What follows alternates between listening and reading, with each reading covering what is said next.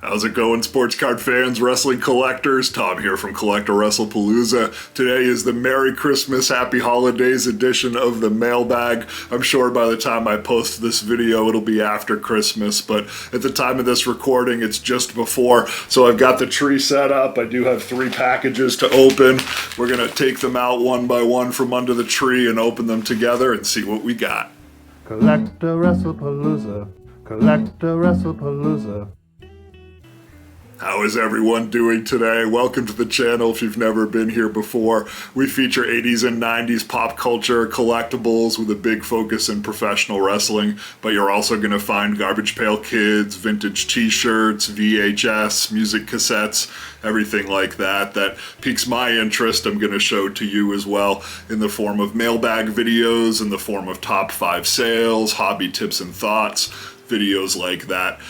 If you have been to this channel before, thank you for coming back, and I do appreciate the support. We also have an eBay store called CollectAWrestlePalooza, a Patreon. If you're a paid Patreon member for $5 a month, you can get 10% off all of your eBay purchases every day, as well as your name on the credits of this channel.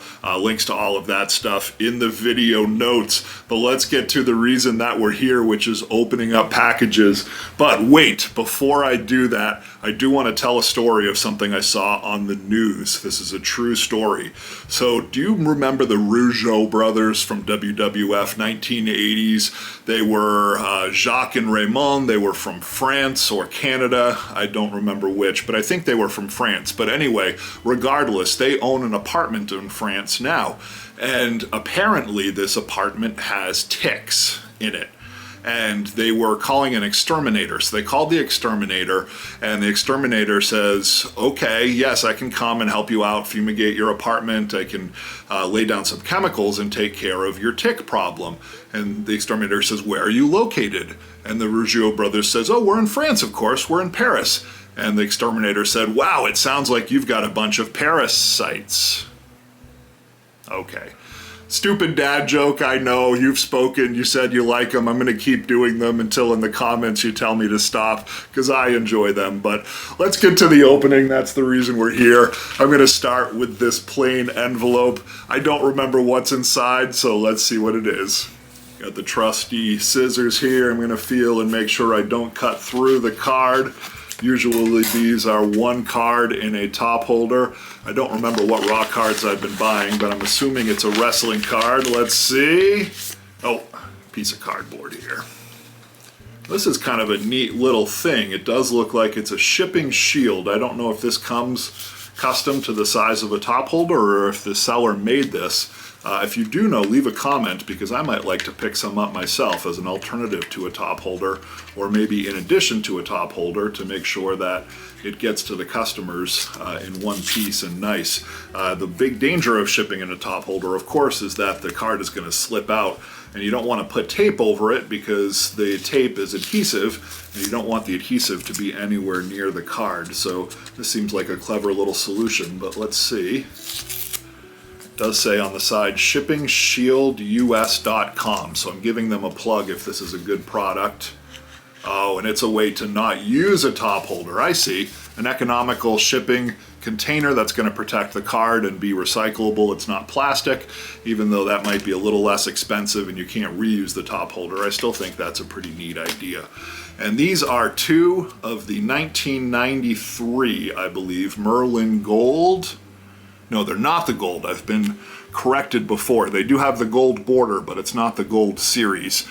These Merlin cards are of PapaShango, who's one of my favorite all-time wrestlers. I do love this gimmick. The voodoo spells in the ring. This was a time when WWF was marketing wrestlers as cartoon figures, and the gimmicks were just over the top. You had Doink the Clown, you had IRS, Mr. Perfect, the Repo Man, PapaShango.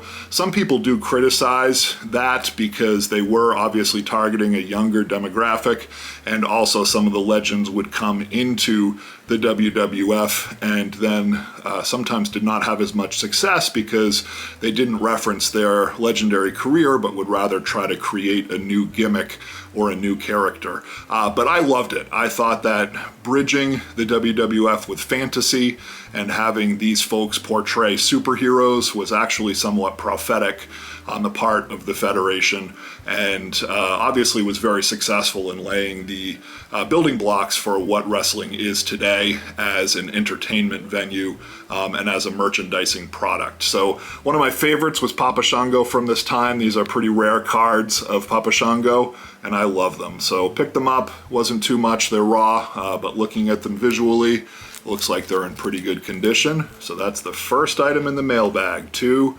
Merlin German PapaShangos. The second envelope here is another package, or I shouldn't say another one, but this is a package from overseas. It does say international tracked. The other one was not from overseas, even though it was German cards. It was from a domestic seller. But this one is from a seller in Lancashire, UK. So let's see what's in here. And this envelope contains, oh, I always like that. Little handwritten note, thanks Tom, all the best, from Andrew. I try to do that on my packages as well. If I have time when I'm packaging them and a Sharpie or a pen laying around, I'll write a little handwritten note myself as well. Those little connections mean a lot in the hobby, just spreading it forward, imagining that there are other folks like yourself going through life. Life is hard, and collecting brings a little joy to an otherwise difficult existence. I'm a man in my 40s. I know that being a man in your 40s can be difficult. I think life is hard for everyone, but there's particular midlife sorts of things that you go through, particularly of my generation. So collecting is my respite. It's my way to escape, and I'm imagining that people I sell to probably have similar stories to me. So I always do like seeing that. This here is 2 Undertaker cards, and the thing that really, these are exciting actually, because the back of this card, so the front looks like a 1991 Merlin, and the Merlins have Italian versions, they have German versions, and then they have ultra rare versions that were only offered in the UK and have English writing on the back. So guess what versions these are? These are UK versions of 1991 Merlin Undertaker rookies. I do have one that is the coffin. I think it's card 103 or 130, I forget, that I featured in an earlier video as the only UK Undertaker rookie that I own, and I paid a premium for it. Now that the wrestling card market is down, some of these key rare cards are going for next to nothing because people don't know about them. So particularly on auction and in Buy It Nows, you can find some really great deals. And this was a deal. These did not cost me much at all, but if we look at the back, you can see that the writing is in English.